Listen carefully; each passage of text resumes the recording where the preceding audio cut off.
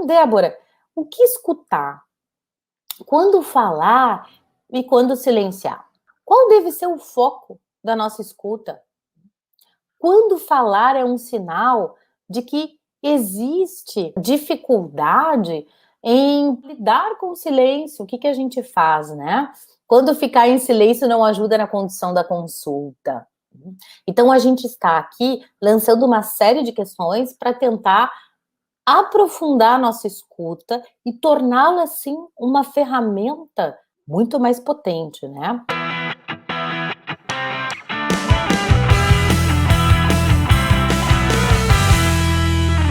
Olá, muito boa tarde, seja muito bem-vinda ao programa EIPSI, um programa para psicóloga conectada com a necessidade de reinvenção na clínica e, é claro, da criatividade técnica também.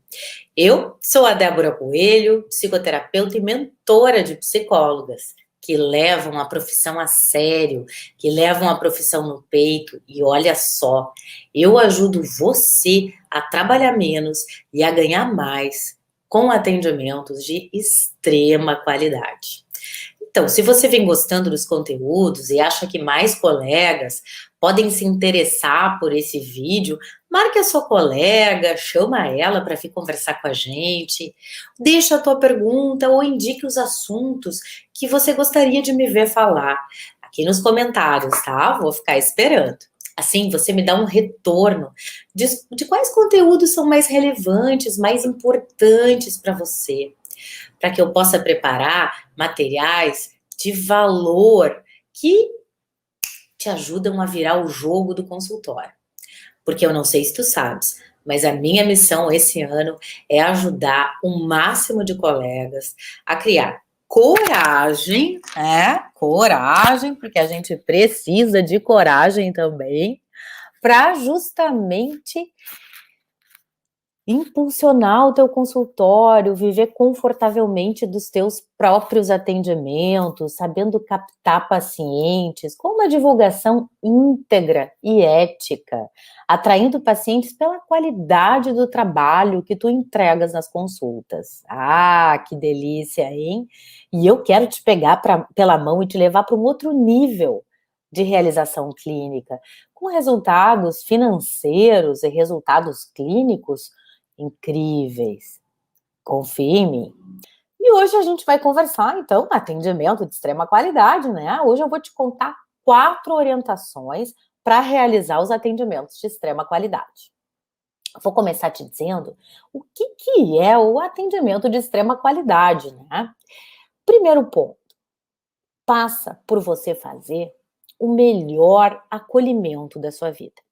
Porque eu sei, psicóloga, que você conhece o acolhimento, que você se preocupa em exercer esse acolhimento, e você deve ter várias referências teóricas também sobre acolhimento. Mas eu estou dizendo para você que nem sempre a gente empresta essa consciência na hora do atendimento. Porque tem vezes, né, colega, que a gente não dá aquele intervalo bem necessário dos 10 minutos, até uns 15 minutinhos entre um paciente e outro, que é o tempo da gente se preparar mentalmente para receber aquele paciente, fazer até mesmo uma retomada dos conteúdos, dos assuntos que estão sendo trabalhados, visualizar aquela pessoa, se preparar para a chegada dessa pessoa. E aí a gente não está num estado mental de acolhimento, porque a gente recebe o paciente, mas ainda está trabalhando na nossa cabeça com, não sei, o boleto atrasado que você não pagou, o que você tem que avisar o seu marido que tem o lanche da criança ali, que ele não pode esquecer, enfim, coisas da sua vida que atrapalham a sua plenitude, a sua consciência do acolhimento e do exercício desse feito, né? Por quê? Olha só, o acolhimento, ele tem um objetivo. O que a gente acolhe? Quando chega um paciente, e um paciente sempre vai chegar para a primeira sessão, independente de já ter feito psicoterapia em algum outro momento da vida, né, daquele cenário não ser tão desconhecido para ele, mas mesmo assim, nessa primeira sessão, ele vai estar ansioso. O paciente vai estar, talvez, nervoso, com medo de se expor, não sabe que psicoterapeuta vai encontrar, né? Os pacientes também não sabem se vão se sentir à vontade conosco, se vão gostar do nosso atendimento. Então, todas essas apreensões, elas aparecem no momento em que o paciente entra, né, e senta, está ali à sua frente. E é ali que você vai fazer o quê? O melhor acolhimento da sua vida, o acolhimento a essas ansiedades, a esses temores que o paciente está sentindo, e que você ali no campo terapêutico, tem que usar a sua mente para recolher e significar isso, acalmando o paciente, reiterando da positividade dele ter vindo a essa sessão, reiterando a esperança que carrega essa pessoa de se sentir melhor, tanto que está te procurando. Então, o acolhimento, ele sempre tem que passar pela sua mente com o seguinte propósito: ter consciência de que o acolhimento é necessário para que o paciente consiga se sentir razoavelmente mais à vontade para falar.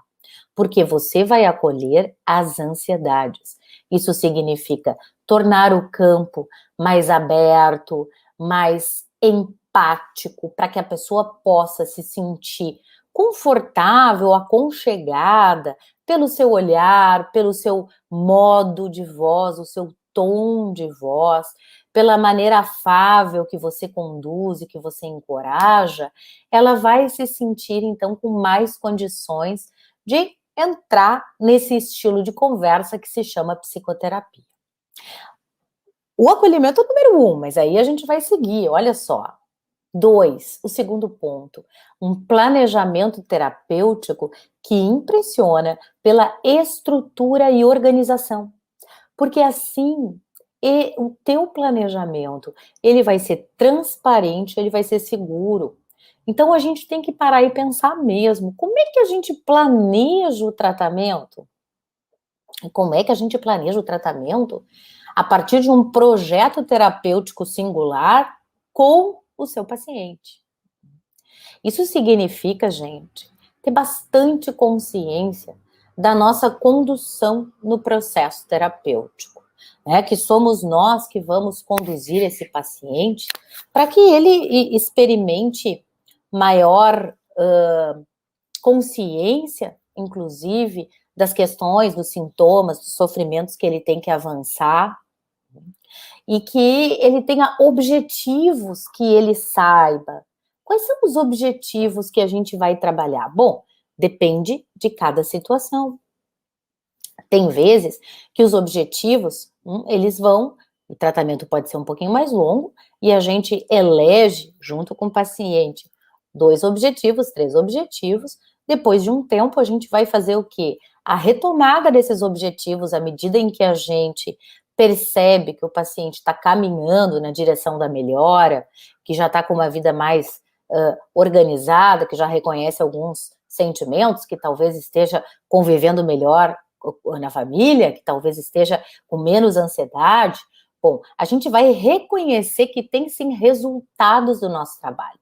E aí tá a grande diferença que eu percebo quando eu estou exercendo o atendimento de extrema qualidade, que é o quê? Ir trabalhando com o paciente, primeiro, temos objetivos. Depois, vamos acompanhar esses objetivos e vamos ressaltar esses objetivos, para que o paciente tenha consciência também dos resultados terapêuticos que vêm sendo alcançados. Então, tudo isso está dentro do nosso planejamento terapêutico. E construir com o paciente significa também que a gente vai ajustando os objetivos à medida em que a gente caminha, né, com esse paciente. A terceira orientação para esse atendimento top que eu tô te ensinando é afinar a tua escuta, dar muita atenção à escuta terapêutica. No atendimento de extrema qualidade, a escuta terapêutica, ela é extremamente alinhada com a comunicação inconsciente do paciente. E aí, a gente se pergunta, né? Bom, Débora, o que escutar? Quando falar e quando silenciar? Hum? Qual deve ser o foco da nossa escuta? Quando falar é um sinal de que existe dificuldade em, por exemplo, lidar com o silêncio. O que que a gente faz, né? Quando ficar em silêncio não ajuda na condução da consulta. Então, a gente está aqui lançando uma série de questões para tentar aprofundar a nossa escuta e torná-la, assim, uma ferramenta muito mais potente, né? Eu tenho aqui uma consideração do Leonardo, né? Oi, Léo. Quais os resultados podemos alcançar com os pacientes? Olha, Léo, no atendimento de extrema qualidade, a gente percebe que o paciente, ele ganha muitas condições de entender o seu funcionamento psíquico, entender o modo como ele age, como ele sente, como ele pensa, para justamente capacitado dessa forma conseguir ter reações melhores na convivência com as pessoas e até na sua própria, no próprio sentimento de bem-estar. Nós vemos também que é um paciente que ganha autoconhecimento, não só em termos, como eu falei há pouco, de funcionamento mental, né, do jeito que ele funciona, mas também no autoconhecimento que eu chamo de existencial filosófico, o seu propósito de vida, a forma como quer viver, como quer se expressar, o que é para essa pessoa qualidade de vida e como ela vai buscar isso para justamente completar, realizar a sua, o seu propósito como pessoa, né? Nisto, como resultado, nós percebemos, como nos ensinou o velho Freud, que o paciente fica capacitado a exercer a sua potência. O que que é isso, né? O Freud nos disse que um paciente que começa a melhorar, ele se entrega mais para a vida. O que que acontece? Ele tem mais condições de trabalhar e de amar, a pulsão de vida que vem a serviço de movimentação, a serviço de desejo de realmente se colocar na vida de outro jeito, com mais prazer, com mais diversão, né, com mais sublimação. E é isso que a gente testemunha, né? Não, o paciente ele vai ter muito mais condições de usar a sua saúde mental, portanto, de produzir aquilo que ele deseja. E aí a gente vê os pacientes tomando decisões importantes, guiando as suas vidas como desejam, não tão subordinados ao desejo do outro, tendo condições de comunicar o seu desejo, de conversar quando conversas difíceis acontecem na vida. Enfim, uma pessoa que tem mais consciência de como pode fluir melhor e não sofrer tanto na vida, que é aí o que a gente mais deseja enquanto psicólogos, né? Que essa pessoa, ela expanda, que essa pessoa flua na vida e não fique tão à mercê das dores psíquicas e das limitações que os sintomas aí nos oferecem. Então, a escuta terapêutica, que era a terceira orientação que eu estava te contando, ela vai trazer aí habilidades necessárias para gente, para que a gente faça um uso, vou chamar assim, porque eu quero que você entenda que qualidade da escuta é essa, tá? Então, uma escuta que se coloca em um uso extraordinário da atenção flutuante. Lembra da atenção flutuante?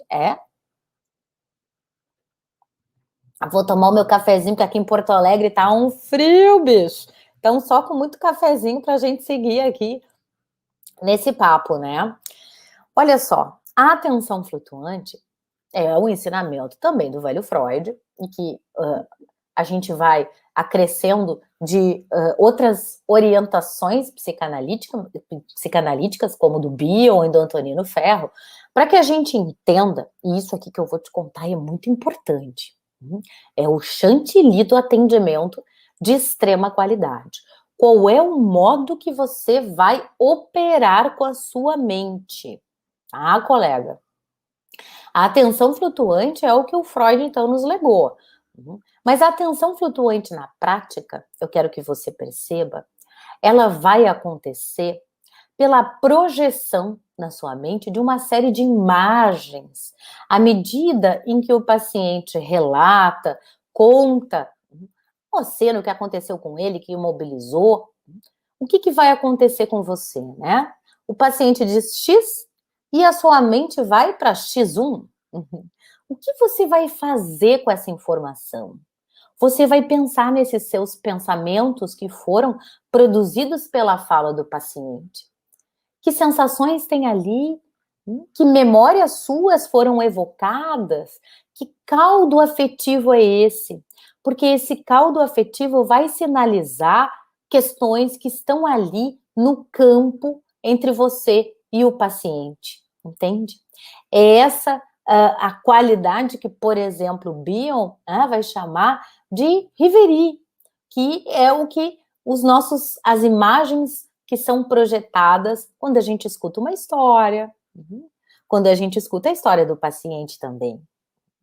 E aí, nesse caso, a gente vai entrar numa conexão empática e a gente vai usar a mente num sentido mais qualificado, ou seja, a gente vai deixar a associação livre do paciente fluir. Vamos escutar, mas sem se agarrar naquele relato, tentando ver, por exemplo, mas exatamente como é que é o nome do parente, mas o que será que aconteceu? Não tente ficar preso no discurso formal que esta pessoa está dizendo. Vá além, abra, viaje, desculpa, nessas imagens que pegam a sua mente. Dê atenção para ela. Por quê? Porque essa é a comunicação entre inconscientes. É isso que você precisa, esse canal de conexão, para poder trabalhar com a mente do outro.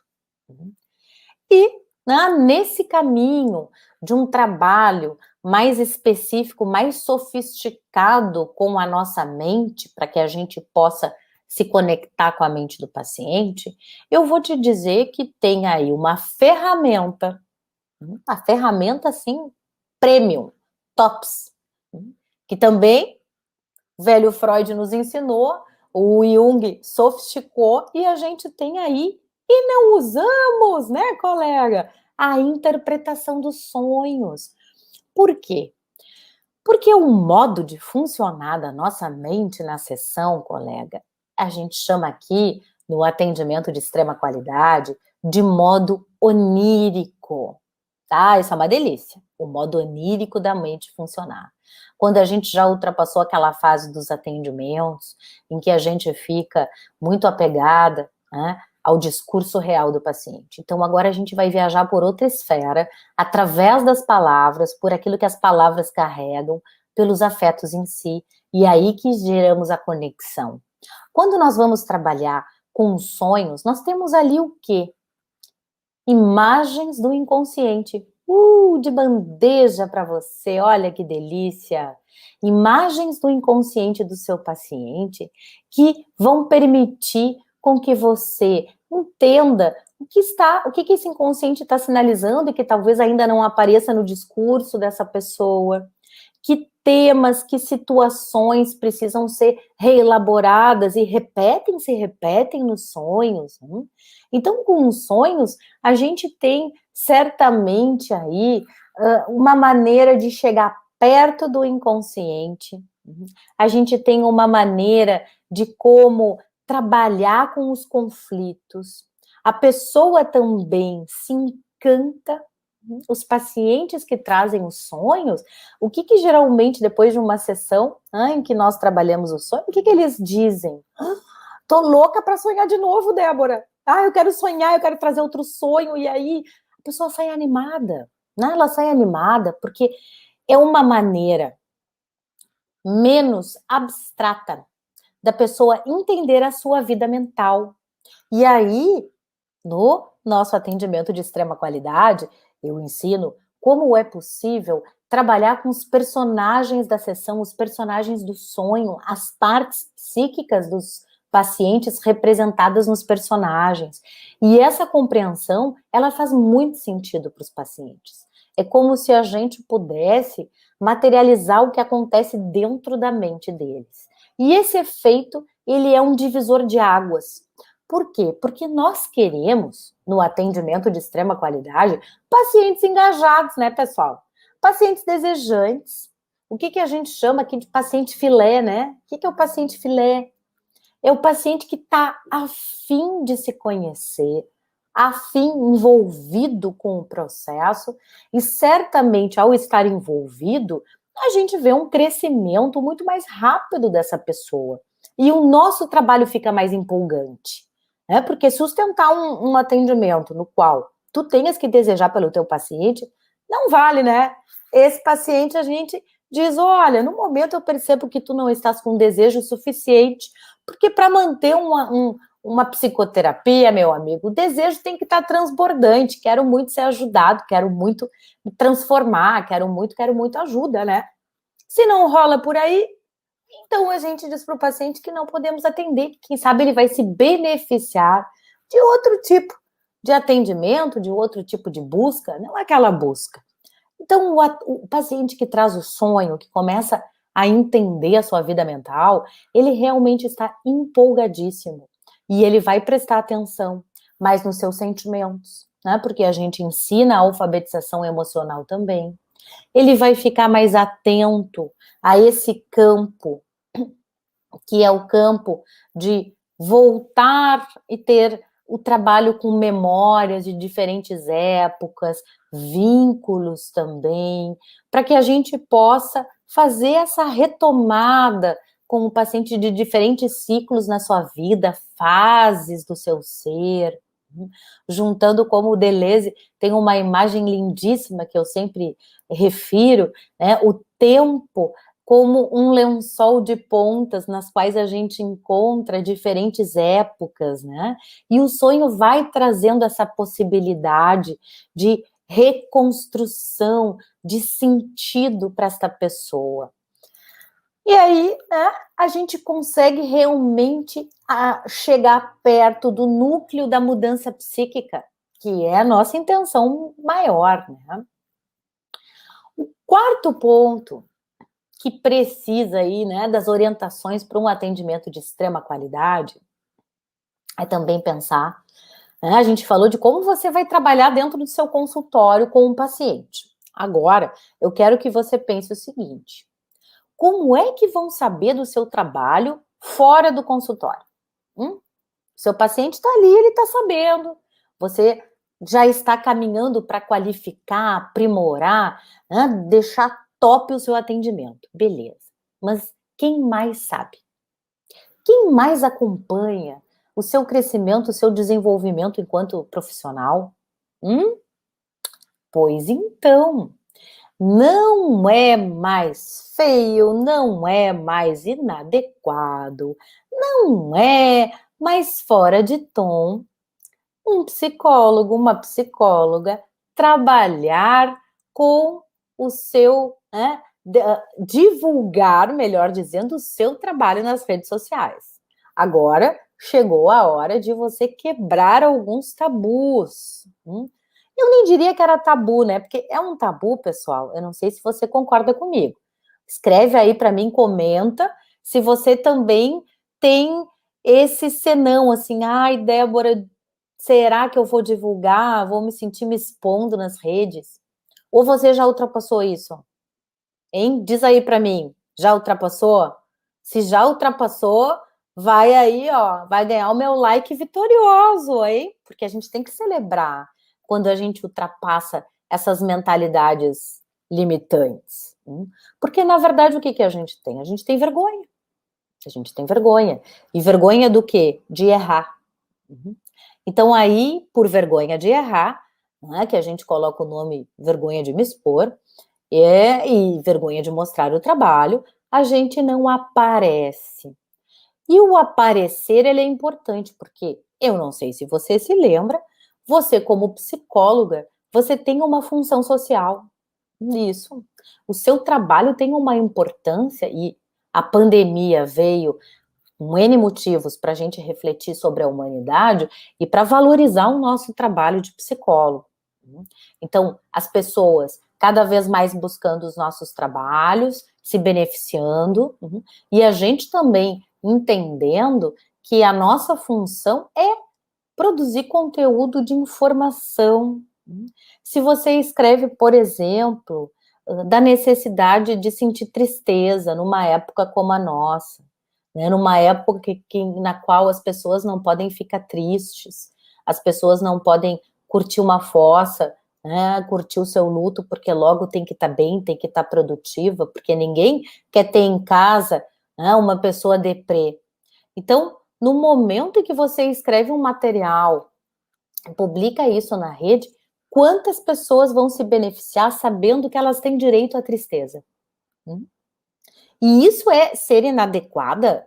Ou isso é ser efetiva e fazer, por exemplo, psicoeducação, dar uma dica, dar um apoio para pessoas que não vão estar ali no seu consultório, mas quem sabe vão se tornar assíduas da tua página, do teu Insta, do teu Facebook, vão te buscar porque tu tens algo de valor para entregar e elas querem a tua palavra. Então, a gente está falando aqui que o relacionamento com o paciente vem muito antes dele bater na tua porta.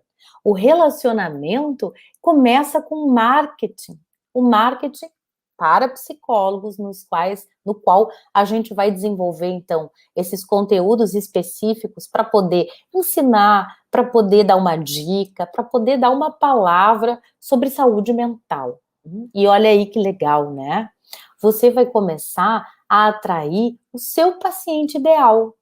Você sabe o que é isso? Um paciente ideal é aquela área da psicologia ou aquele estilo de sofrimento que você trabalha muito bem, que você sabe que você tem habilidade, que você consegue reconhecer lá no fundinho.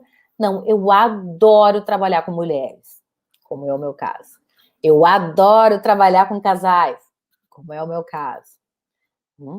E saber, né, o que você adora, o que brilha os seus olhos, o que, né, te deixa aí animada. Aí está o seu paciente ideal. É para este paciente que você vai escrever, para que ele venha até você, para que ele encontre você.